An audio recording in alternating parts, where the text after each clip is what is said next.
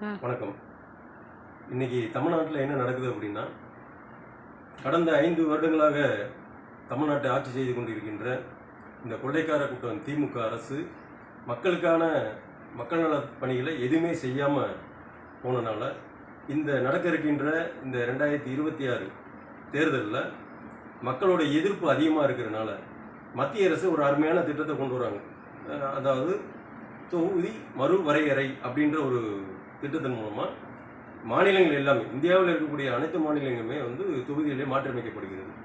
இதன் மூலமாக தமிழ்நாட்டுக்கு இப்போ இருக்க 39+1 40 எம்பி சீட்டுகள், பாராளுமன்ற உறுப்பினர்கள் சீட்டுன்றது 59 சீட்டுகளாக அதிகமாகப்படும் அப்படின்னு பாராளுமன்றத்தில் மரியாதைக்குரிய மத்திய அமைச்சர் அமித்ஷா பாராளுமன்றத்தில் கருத்துக்களை வைக்கிறாங்க.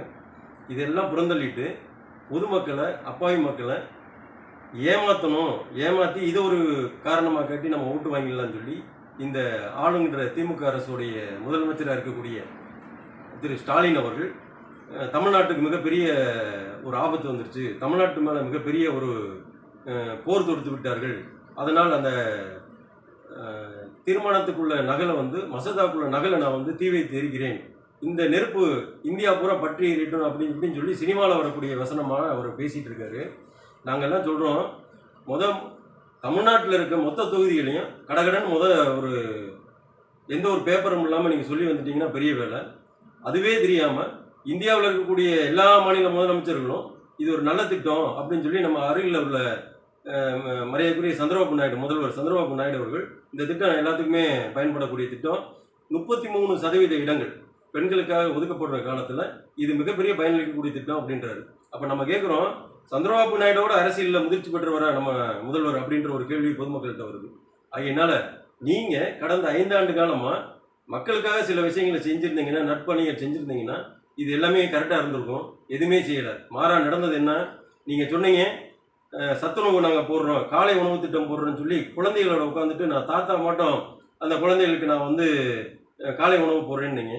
7 வயது குழந்தை, 8 வயது குழந்தை நாமக்கல்லில் ஒரு பாலியல் ஒரு பெரும் கொடுமை, ஒரு 8 வயசு குழந்தை ஒரு பாலியல் வன்புணர்ச்சிக்கு ஆளாக்கப்பட்டு அந்த குழந்தை புற்றுநோய் உயிரினமாக அது மருத்துவமனையில் சேர்க்கப்பட்டு அது சிகிச்சையில் இருக்காங்க.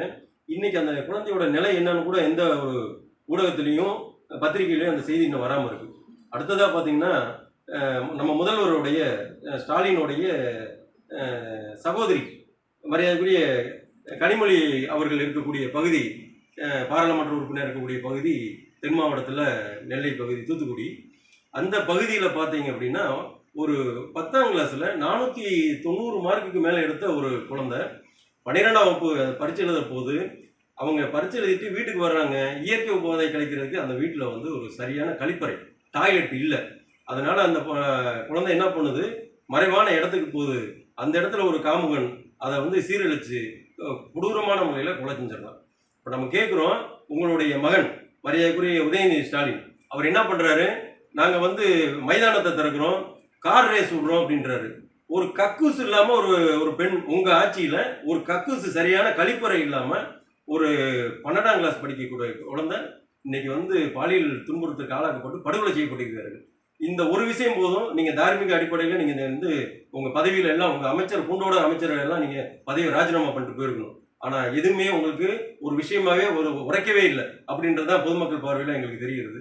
ஆகையினால இந்த திட்டம் சரியான திட்டம், மறுவரையறை செய்த பின்பு தமிழ்நாட்டுக்கு எந்த ஆபத்து வராது என்று பாராளுமன்றத்தில் தெளிவான முறையில் ஒரு பொறுப்புள்ள மத்திய அமைச்சர் மரியாதைக்குரிய அமித்ஷா அவர்கள் இது தெளிவான விளக்கத்தை கொடுக்குறாங்க. எதிர்கட்சி தலைவர் விளக்கத்தை கொடுக்குறாரு. இது எல்லாமே காதில் வாங்காம பொதுமக்களை ஏமாற்றக்கூடிய இந்த திராவிட முற்போக்கு அரசு இனியும் நம்மளுக்கு வேணுமா அப்படின்னு சொல்லி நம்ம எல்லாம் பொதுமக்கள் எல்லாத்தையும் நான் ஒரு வேண்டுகோளாக தான் வைக்கிறோம்.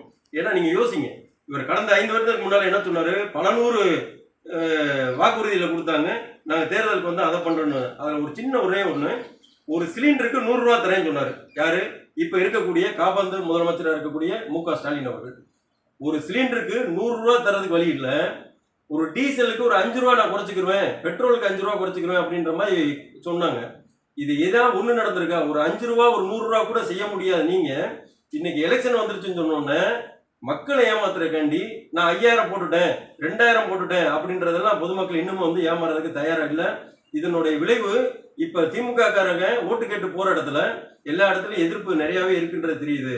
ஆகையினால இனிமேல் வரக்கூடிய காலங்கள் தமிழ்நாட்டுக்கு நல்ல காலங்களா இருக்கணும் வேணும் அப்படின்னா தயவு செய்து மரியாதைக்குரிய எடப்பாடி பழனிசாமி, எதிர்கட்சி தலைவராக இருக்கக்கூடிய எடப்பாடி பழனிசாமி அவர்களோட தமிழை நம்ம எல்லாம் வந்து ஒருங்கிணைத்து இருந்தா நல்லபடியா அமைதியான முறையில தமிழ்நாடு இருக்கும் அப்படின்றத மாற்று கருத்து இல்லை.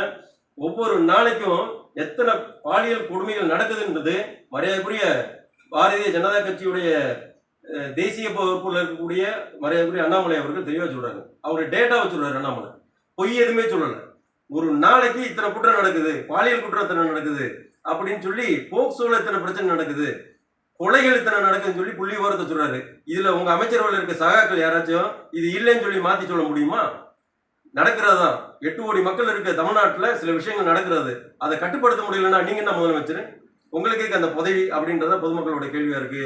இன்னமும் நாங்க சொல்றோம், மரியாதைக்குரிய முதல்வர் ஐயா அவர்களே, இன்னும் பொய்களை சொல்லி மக்களை ஏமாற்றுறார்கள் என்று இதன் மூலம் தெரிவிச்சுட்டு, நீங்க சொன்னது எல்லாம் பொய்ன்றதுக்காண்டி நேற்றைய தினம் நீங்க கருப்பு கொடியை தின்னீங்க. அதே அரசியல் சட்டம் உங்களுக்கு கொடுத்திருக்க அந்த உரிமையின்படி எங்களுக்கும் கொடுத்திருக்கின்ற உரிமையை நாட்டுறதுக்காண்டி இன்னைக்கு நீங்க சொன்னதெல்லாம் பொய் என்று திமுக அரசுக்கு, திமுக காரர்களுக்கு எதிர்ப்பு தெரிவித்து இன்றைய தினம் இந்து பரிவார கூட்டமைப்பினர் அவரவர் வீடுகளில் வந்து கருப்பு கொடி ஏற்றி எங்களுடைய எதிர்ப்பை இன்னைக்கு நாங்க தெரிவிச்சிருக்கோம். வணக்கம்.